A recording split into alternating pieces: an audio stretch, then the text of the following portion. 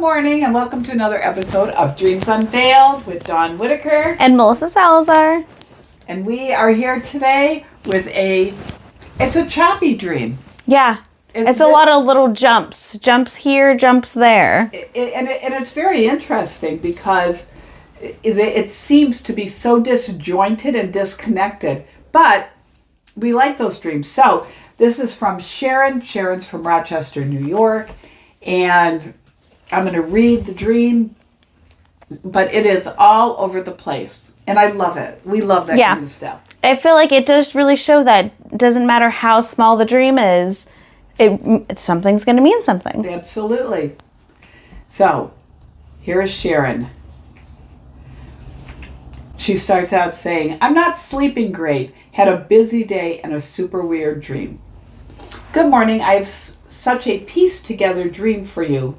LOL. I know a lot has to do with just busyness of our life right now, but it's interesting nonetheless. I can't remember a ton of details, but the first part had me driving with a friend, and the friend went one way and I went another. They were driving in separate cars, and there were some weird animals in the road. I can't remember what they were, and then I called her and asked her if she saw them, and she said no. Then it switched, and I had to go into a restaurant with some guy that I didn't know, and I kept trying to tell the people around me that I didn't know him, but he kept insisting that I walk with him, and he had some sort of threat for me to stay with him, but I can't remember what it was, so I just cooperated. Then the dream jumped to me trying to help someone figure out a problem with somebody else. And I said, well, I think they like this, and I put it in the refrigerator, and then I went back later and it was gone. But it wasn't there to help the person that needed help. And then it fast forwarded to another part of the dream.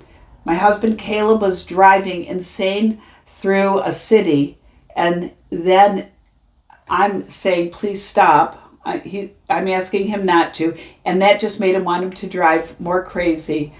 Then he said we have to stop somewhere, and he took me to the sketchy place where he met a friend, and they had to find something that was behind a wall. The whole thing was bizarre.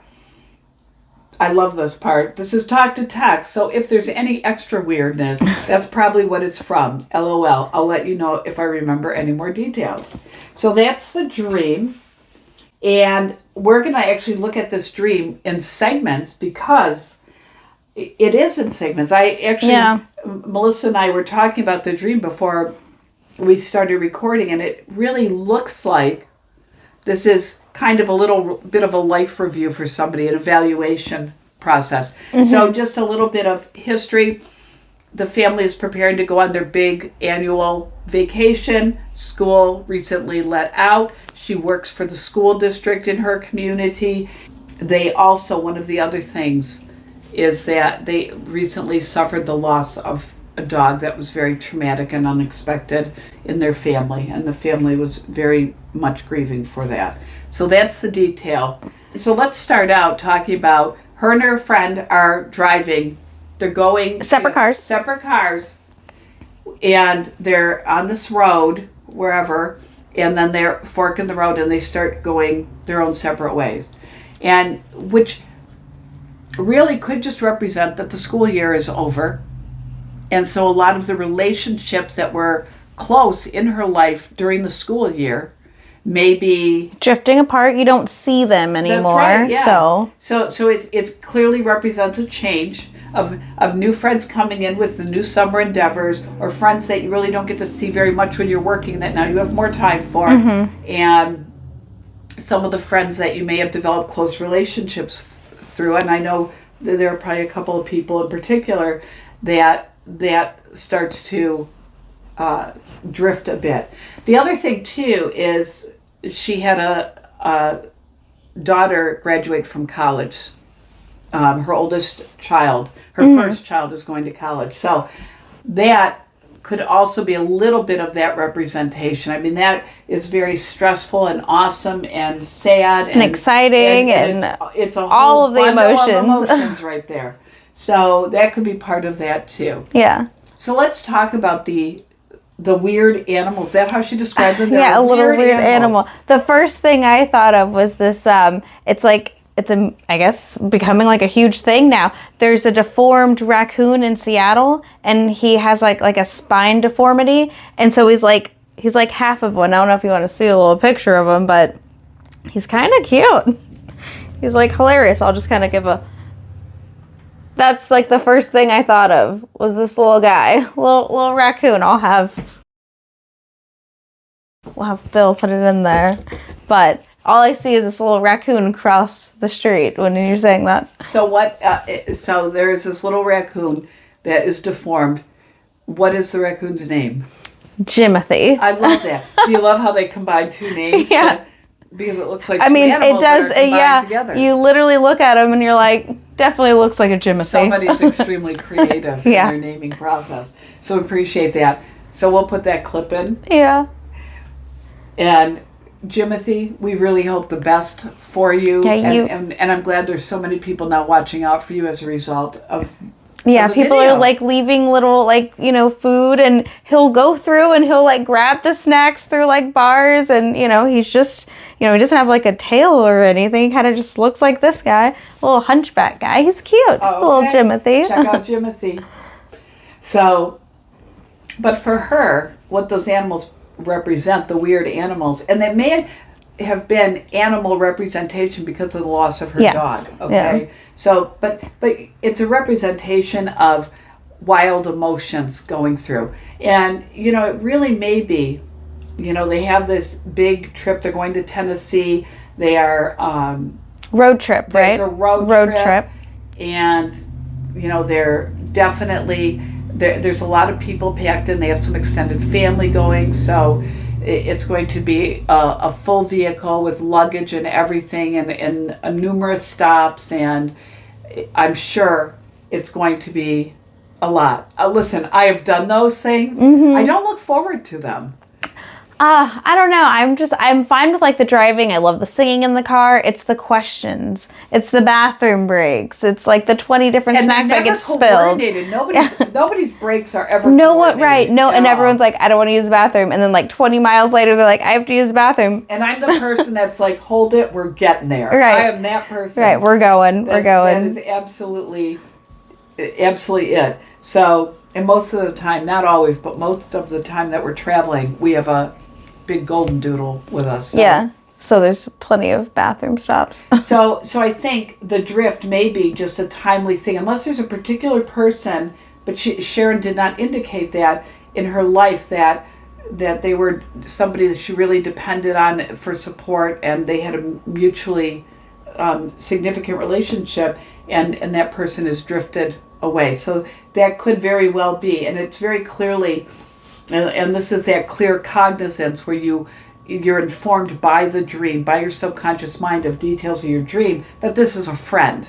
So she doesn't know who it was, but she knows it was a friend. So my guess is that really represents that the end of the school year and the change in your environment, activities. I mean, that's a pretty drastic change. Yeah. Great change, but drastic.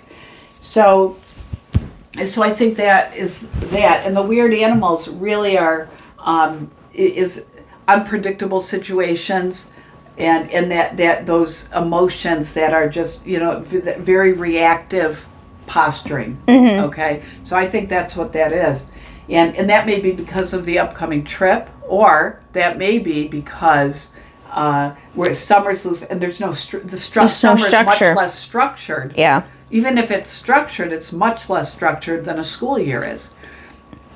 So you have downtime and all kinds of things to go with that. Downtime's great as long as you're not living here. People do not live here. That is so very true. It's such a bad place to live.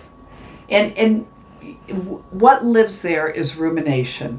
When we spend too much time in our head, this is a problem with being by ourselves. Even when we need that, we have to be really responsible about being by ourselves. So I'm going to read an excerpt from my book, which you are welcome to purchase, Change Your Mind and Change Your Life.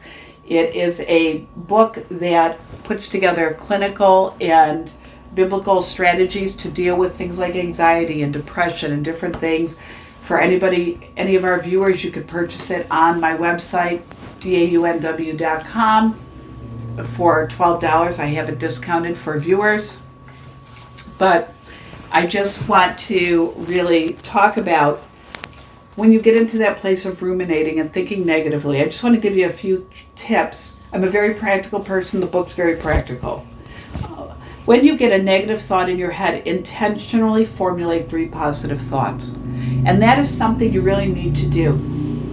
It is very easy for us to think negatively. And if we're sitting or if we have downtime, we're thinking negatively. Even if you start positive, if you stay positive, you get up and do things. Nobody just sits around thinking positive thoughts. Right. All right? Yeah, Not that's for so any true. length of time. You're not sitting there for 2 hours thinking, with a big smile on your face, right? That's not, unless you're on something. Right? Yeah, no, I mean, that that's may so be a true. different thing. Yeah. But the idea is you need to come against that negative thinking, because rumination is a pattern of negative thinking that you really have a hard time bringing yourself out of. And it's really not good for your body. It's not good for your mind. It's not good for the people around you. When you speak negatively, you are having a negative impact on the people around you. Literally changing chemistry. When you think it, you're changing your chemistry. So to counteract that, get in the habit of saying 3 positive things, or thinking 3 positive things for every 1 negative. Obviously, this is really hard. You may find out you're way too negative in this, right? Yeah. But if you're like, I can't think of anything at the time, then make a list and carry it around with you. Have a list of like 10 positive things. It doesn't even have to be related to the thought, okay? But the book, filled with practical guidance to deal with a lot of the things that are going on in our world today, and clinically, socially, environmentally, it is a big help. So I encourage you to check that out. But I'm saying this because we have the situation where she has downtime, and so her brain may be really storming in there. Yeah, preparing. She's spending way too much time preparing maybe for some of the negative things. It really, or it's leaning that way because she has this downtime where she can really be thoughtful that way. So it's very important that she doesn't give too much credence to those negative thoughts. And I've said this before many times, about 90% of all sickness and disease is caused by our negative thinking. That should scare everybody. That should scare you all to be positive and happy people. Yeah. Actually, don't be happy, be joyful. Happy is often a result of good circumstances. Joyful is coming within you. It's something, I'm a Christian, so the Holy Spirit, you can have joy in bad circumstances. Happiness comes when you have great circumstances, but when you don't, then you're not happy. And that means circumstances have power over your life. So get out from under that. That's all I'm saying on that.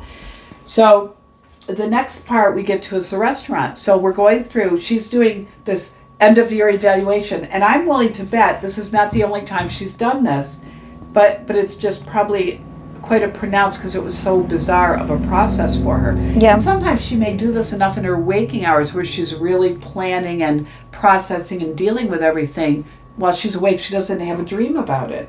This year may have just been enough to enough rest maybe to actually have dreams, because I feel like sometimes when I'm stressed out I don't really dream that much. Absolutely, yes. Yeah. And it may be, you know what, I'm going to tell you, we live in central New York. We had no spring this year. So everything felt a little off. Even, do you find that summer is, that you feel so rushed through summer all of a sudden? And I feel like I want some downtime, but I physically feel like I have to go outside or else I'm not going to have any time to be outside. I know. And it's like rushed. Like, exactly like you said, it's rushed. It's not like I'm enjoying it. I'm like doing it because I have to do it. That's right. And like, I have to tend to the gardens. I actually changed my whole schedule to accommodate it, because it is something. This is something that the people I'm counseling too, that everybody I'm having a conversation with about this is sharing that same experience, that we all feel we're going to lose it. We got to get out there and really make the best of it. So, all right. The restaurant. So let's talk about a restaurant. A restaurant is obviously a very social place, okay? So Nourishment. That's right. It's nourishing and it's interpersonally valuable. There are people in there.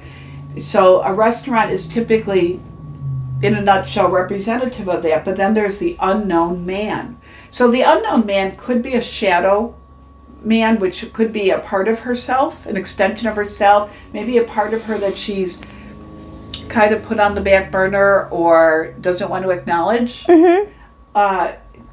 It could also be, and I think probably in this situation, instead of being a part of her that she's detached from, just representing unfamiliar territory. And even though she's gone through so many of this, she's been in the school district for a long time. Yeah. So that's not really unfamiliar. And doing the vacation to Tennessee is not unfamiliar. But I know she's had some, she lost very recently, like this year, she lost grandparents. I know the loss of her dog was very, very stressful for her family. And now she's got her first daughter graduating high school. So there is a lot of change. And I think there's also some big issues at work as well that may be prompting her to redefine her employment or her career choices. So I think that there really is a lot of unknowns going on, that she's marching into a summer that she's very familiar with, really looks forward to, loves having this family time and this vacation, and loves the less structure of summer and sunshine and warmth and all that stuff we really like up here for summer. But there's enough change that she's starting to feel it, so that shadow person may really represent that there's this unknown. But here's the thing, she's feeling forced. Or like threatened, threatened, she said, right? Yeah, she knows, and this is once again clear cognizance, where the dream has informed her that this unknown person, this stranger, has threatened her, that she has to stay. So now she's actually being forced. She's forced to cooperate with this individual. So that is kind of like she feels really pressured to play along and do what other people want to. So there may be some part of her life right now where she is doing things to placate and please other people. Right, people pleasing right now. But she really is not, her heart's not in this, okay? Yeah. So there's something going on, and that could be work-related, but it definitely is there in the background, and that's really what that represents. Whatever it is, it's something. So the restaurant could be people judging her and watching her making the decisions because it's a communal place. Yeah. Or it also could be that it involves maybe the workplace or somewhere where there are a lot of people around. So I think that is that. And then we get to the step 3, which is about she's helping somebody, and she's helping a friend help a friend, it sounds like, okay? So it's somebody that she's removed from, but she's providing help, and she knows the person well enough to know that they will benefit from this thing, and she puts it in the refrigerator so for the person to use it to help the other person. And then when she checks, it's gone. So what that indicates to me is that they're really misplaced efforts where she is trying to help in a situation, and it's not being utilized. She doesn't have all the information, and whatever the situation is, the time and effort she's putting into this help has been wasted. Was wasted. It was futile.